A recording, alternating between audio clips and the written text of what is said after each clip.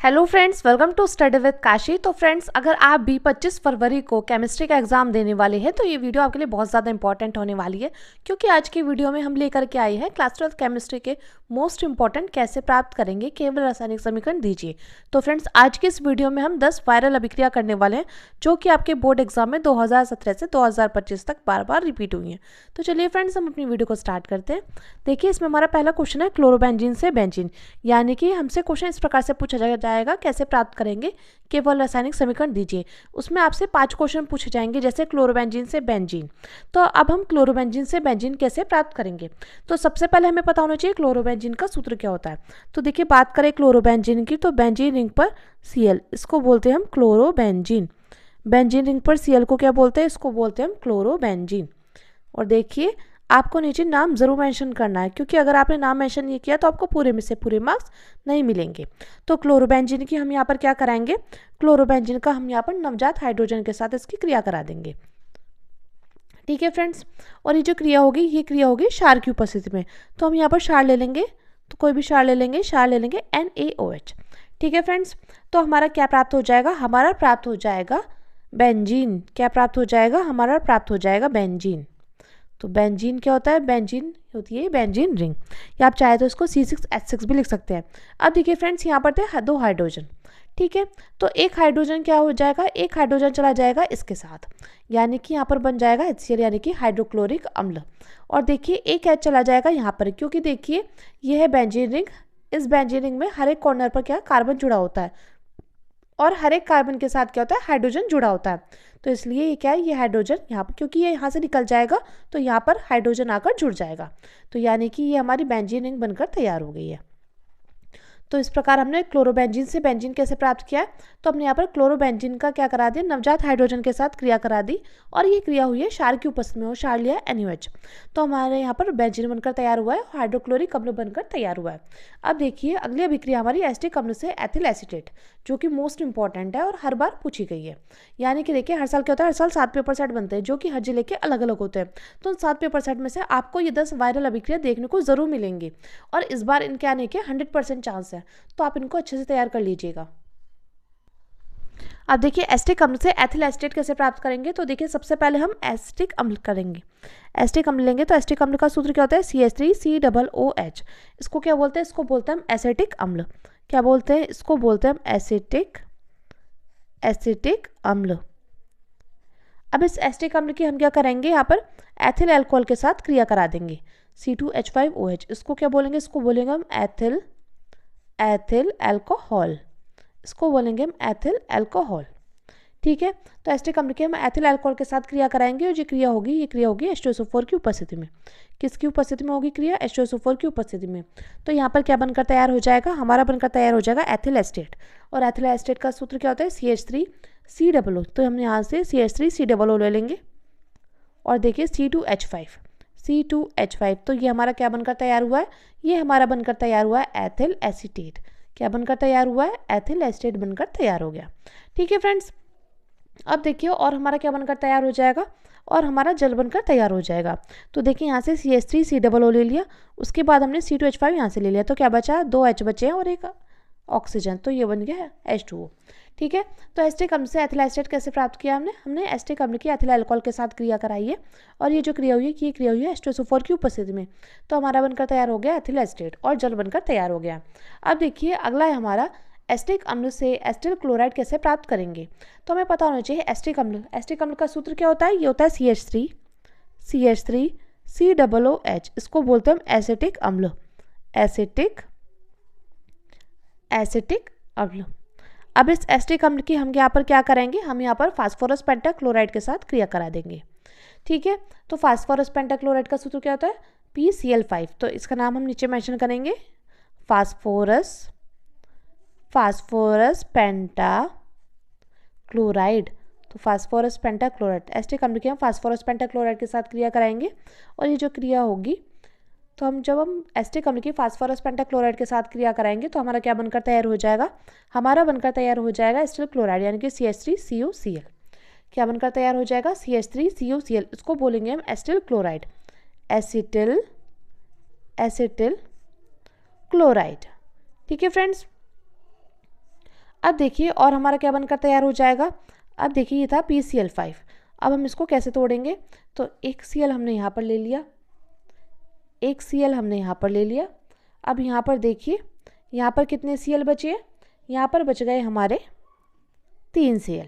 ठीक है, 3 Cl बच गए। तो यहाँ पर देखिए ये क्या होगा, ये देखिए CH3 CO के साथ चला जाएगा ये, और देखिए और क्या, और H के साथ चला जाएगा ये, यानी कि यहाँ, और यहाँ पर क्या होगा, यहाँ पर एक O आ जाएगा। ठीक है, देखिए अभी आपको समझ में नहीं आ रहा होगा, अभी मैं आपको समझाती हूँ। यानी कि आप देख लिया, आपने यहाँ पर लिख दिया CH3CO, यहाँ पर लिख दिया O और यहाँ पर लिख दिया H। आप चाहे तो एसिटिक अम्ल को इस प्रकार से भी लिख सकते हैं। अब देखिए बात करें फास्फोरस पेंटाक्लोराइड की, तो P। अब एक Cl यहाँ पर दे देंगे, एक Cl दे देंगे इसको, और कितने Cl बचेंगे, तो 3 Cl बचेंगे। ठीक है, तो ये अलग हो जाएगा, ये अलग हो जाएगा और ये अलग हो जाएगा। तो CH3COCl इसको बोलेंगे एसिटिल क्लोराइड। और देखिए ये है POCl3। POCl3 इसका नाम है फास्फोरस ऑक्सीक्लोराइड। आप चाहे तो इसका नाम नीचे मेंशन कर सकते हैं। और क्या बनकर तैयार हुआ है, HCl, यानी कि हाइड्रोक्लोरिक अम्ल बनकर तैयार हुआ है। अब देखिए अगला क्वेश्चन है हमारा, अब देखिए अगला क्वेश्चन है क्लोरोबेंजीन से DDT। तो क्लोरोबेंजीन से DDT हम कैसे प्राप्त करेंगे, तो हम क्या करेंगे, हम यहाँ पर क्लोरल के साथ क्लोरोबेंजीन की क्रिया करा देंगे, तो हमारा DDT बनकर तैयार हो जाएगा। तो सबसे पहले आपको पता होना चाहिए क्लोरल का सूत्र क्या होता है। तो बात करें क्लोरल की, तो क्लोरल का सूत्र होता है CCl3CHO। ये क्या होता है, ये होता है क्लोरल का सूत्र। तो आप यहाँ पर लिख देंगे क्लोरल। ठीक है, अब हम क्या करेंगे, हमें बनाना है DDT। तो हमें क्या करना होगा, हम यहाँ पर लेंगे क्लोरोबेंजीन के 2 अणु, क्या ले लेंगे, और इस बार क्लोरोबेंजीन को क्या करेंगे, हम यहाँ पर लिटा देंगे। तो यहाँ पर हो जाएगा Cl। अब देखिए मैंने आपको क्या बताया था कि क्लोरोबेंजीन यानी कि बेंजीन के हर एक कॉर्नर पर कार्बन जुड़ा होता है और हर एक कार्बन के साथ हाइड्रोजन जुड़ा होता है। तो देखिए आप यहाँ पे हाइड्रोजन दिखा सकते हैं। ठीक है, इसी प्रकार हम यहाँ पर ये लेंगे। तो हमने यहाँ पर क्या कर लिया, हमने यहाँ पर क्लोरोबेंजीन के ले लिए 2 अणु।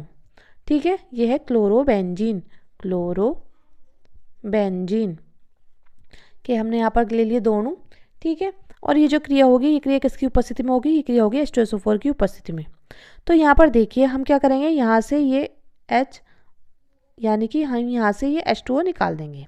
ठीक है, तो देखिए हम यहाँ से ये निकाल देते हैं H2O हमने माइनस कर दिया। ठीक है, अब हमारा क्या बनकर तैयार हो जाएगा, DDT। तो देखिए ये है ना Cl3C,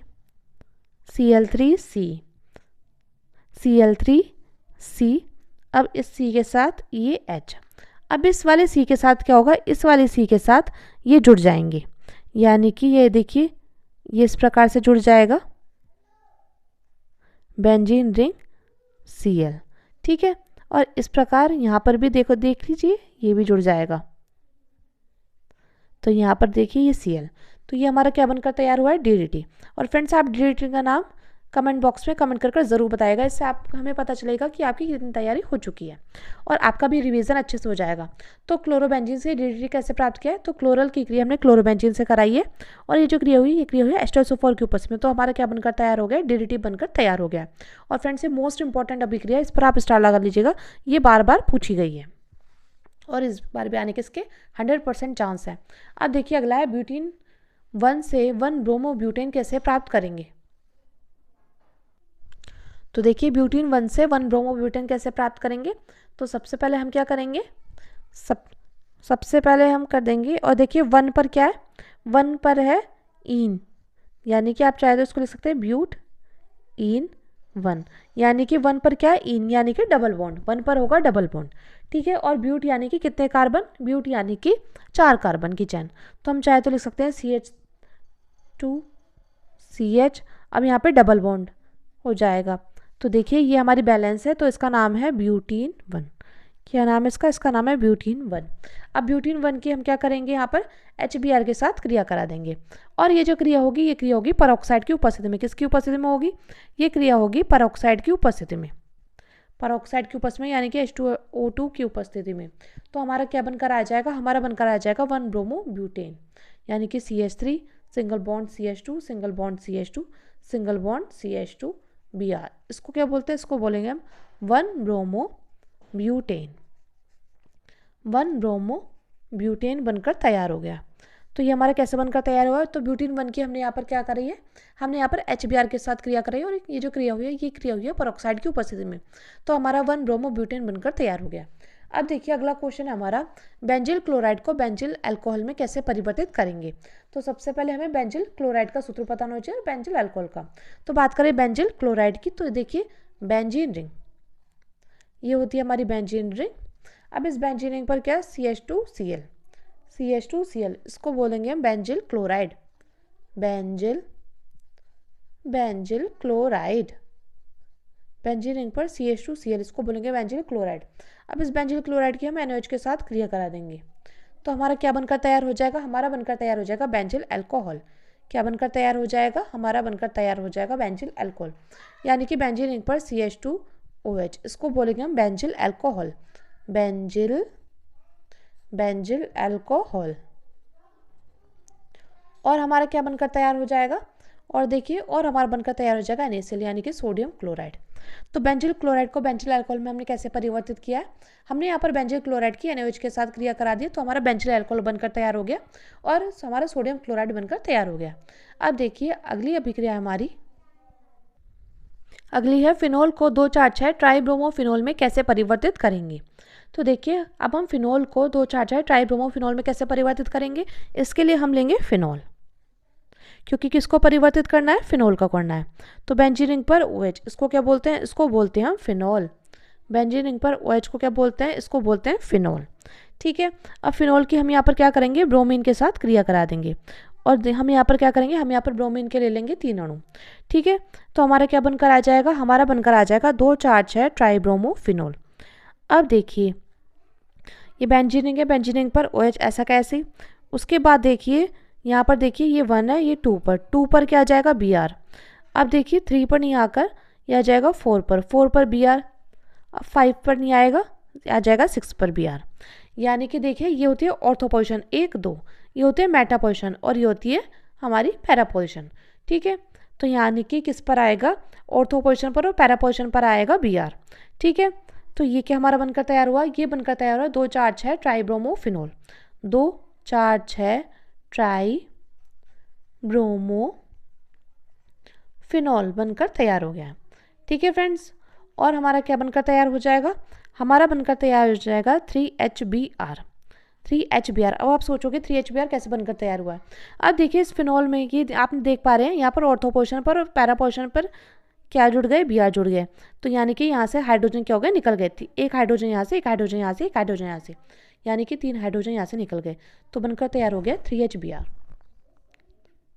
अब देखिए अगला क्वेश्चन हमारा, फिनोल को पिक्रिक अम्ल में कैसे परिवर्तित करेंगे। तो देखिए फिनोल को पिक्रिक अम्ल में कैसे परिवर्तित करेंगे, तो बेंजीन रिंग पर OH, इसको क्या बोलेंगे, इसको बोलेंगे हम फिनोल। ये बेंजीन रिंग पर OH, इसको बोलेंगे हम फिनोल, फिनोल। अब फिनोल की हम किसके साथ क्रिया करा देंगे, फिनोल की हम क्रिया कराएंगे सांद्र नाइट्रिक अम्ल के साथ, 3HNO3। तो ये क्या है, सांद्र नाइट्रिक अम्ल, सांद्र नाइट्रिक अम्ल के साथ हम क्रिया करा देंगे, और ये जो क्रिया होगी, ये क्रिया होगी सांद्र H2SO4 की उपस्थिति में। किसकी उपस्थिति में होगी, सांद्र H2SO4 की उपस्थिति में। तो हमारा क्या बनकर आ जाएगा, हमारा बनकर आ जाएगा पिक्रिक अम्ल। क्या बनकर आ जाएगा फ्रेंड्स, हमारा बनकर आ जाएगा पिक्रिक अम्ल। ये बेंजीन रिंग पर OH, यहाँ पर देखिए ऑर्थो पोजीशन पर NO2, यहाँ पर भी हमारी ऑर्थो पोजीशन पर NO2, और ये हमारी पैरा पोजीशन पर NO2, इसको क्या बोलेंगे, इसको बोलेंगे हम पिक्रिक अम्ल, पिक्रिक अम्ल।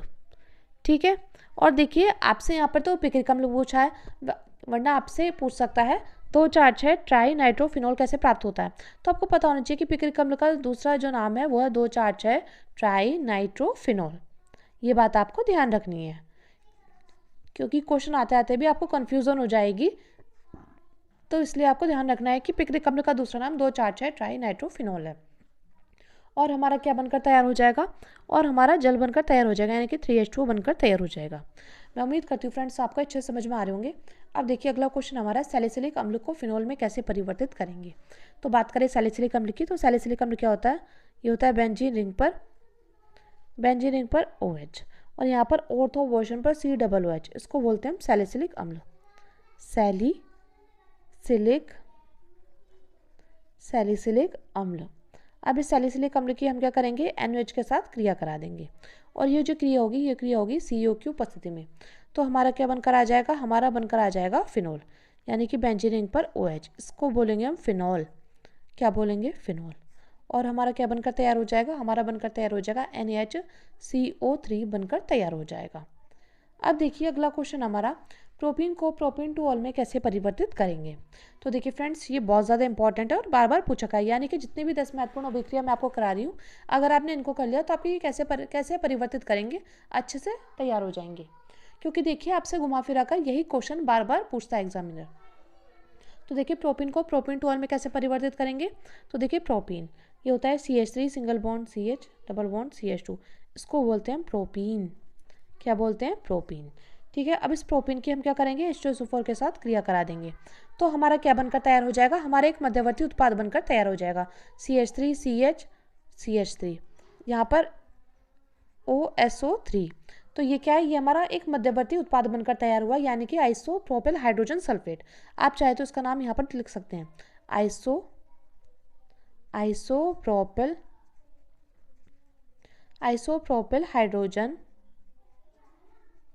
Isopropyl hydrogen sulphate. ठीक है, तो हमारा प्रोपीन से जब हम H2SO4 के साथ क्रिया कराएंगे तो हमारा एक मध्यवर्ती उत्पाद यानी कि आइसोप्रोपिल हाइड्रोजन सल्फेट बनकर तैयार हो जाएगा। अब ये जो आइसोप्रोपिल हाइड्रोजन सल्फेट बनकर तैयार हुआ, अब हम क्या करेंगे, इसकी हम H2O के साथ क्रिया करा देंगे, इसको गर्म कर देंगे तो हमारा क्या बनकर तैयार हो जाएगा, हमारा बनकर तैयार हो जाएगा प्रोपीन टू ऑल, यानी कि CH3 single bond CH single bond CH3, इस पर O, इस वाले कार्बन पर OH। ठीक है, ये आप यहाँ पर मत समझिएगा, ये है प्रोपीन टू ऑल। तो यानी कि इसका क्या नाम है, प्रोपीन टू ऑल। ऑल का मतलब है अल्कोहल, क्योंकि 2 पर क्या है, अल्कोहल है। तो फ्रेंड्स मैं उम्मीद करती हूँ आपको अच्छे समझ में आ गई होगी। अगर फ्रेंड्स आपको इस वीडियो से थोड़ी सी भी हेल्प मिली है तो प्लीज़ हमारे चैनल को सब्सक्राइब कर लेना और वीडियो को लाइक शेयर कमेंट करना मत भूलना। थैंक्स फॉर वॉचिंग, मिलते हैं नेक्स्ट वीडियो में।